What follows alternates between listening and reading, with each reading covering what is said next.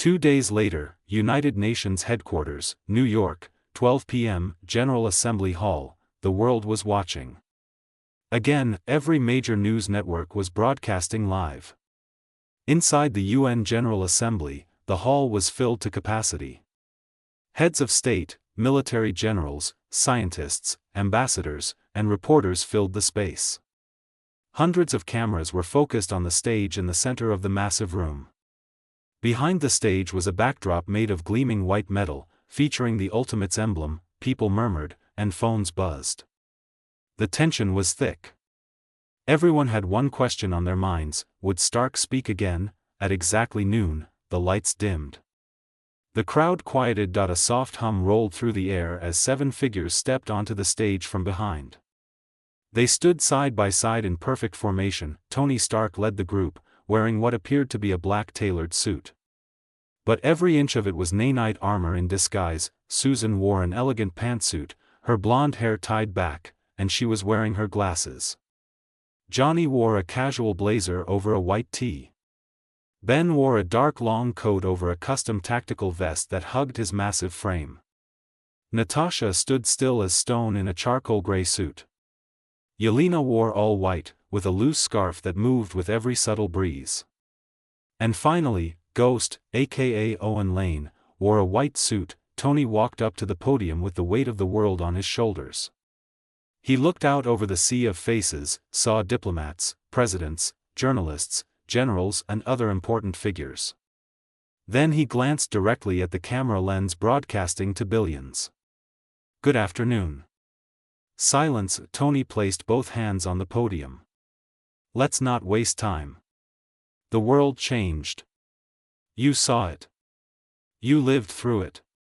No one needs a recap of the last few weeks, and I won't insult your intelligence by sugarcoating what happened." He paused. "I won't apologize for that choice. I gave them a way out. They didn't take it. I defended this planet the only way I could. I acted when compromise failed. It's as simple as that." He didn't blink.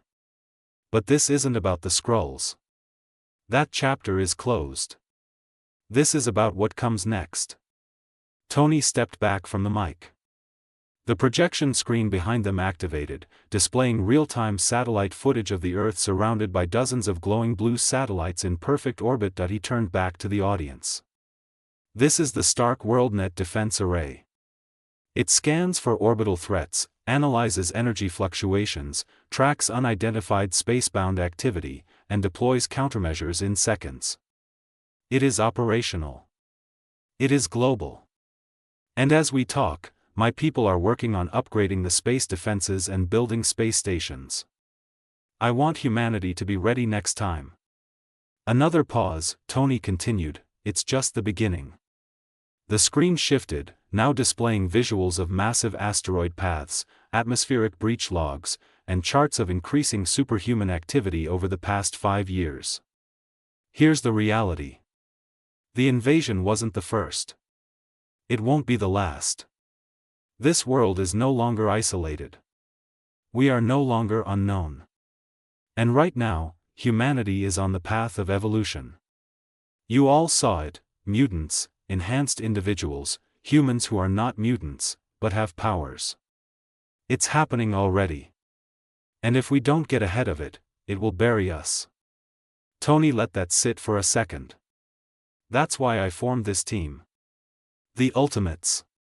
The screen flashed with the Ultimates emblem again. "We're not just here to fight aliens.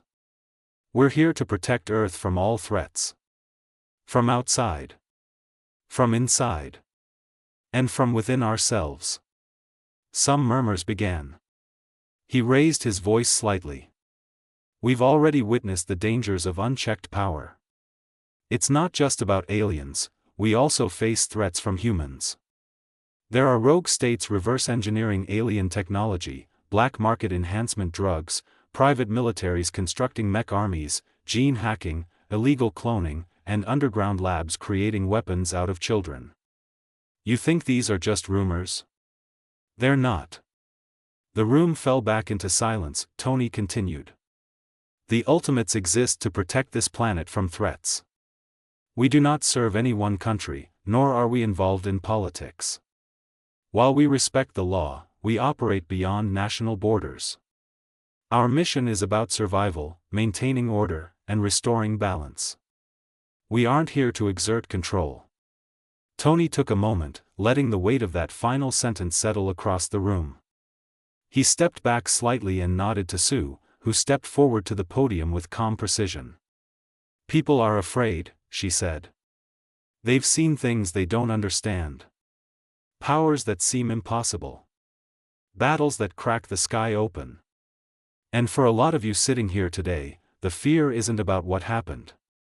It's about what happens next. Who controls it?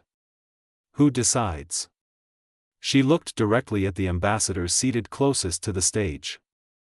The answer isn't governments or weapons or bureaucracy. The answer is transparency, responsibility, and trust. That's why we're standing here in front of you and not hiding behind a satellite feed. You've seen our faces. You've seen how we operate. We're not ghosts. We're accountable. Sue stepped back, and Ben took her place. He adjusted the microphone a bit lower, then looked out over the crowd. His tone was steady, not polished, but honest. I'm not a politician. I never wanted to be in front of cameras. But I believe in what we're doing.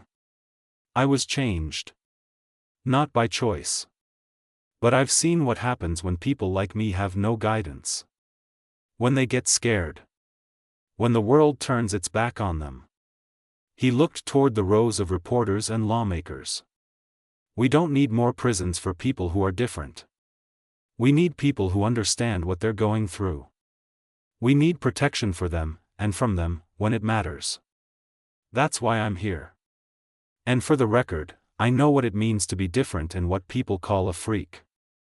Ben transformed into his rock form just to let the others know he experienced it firsthand.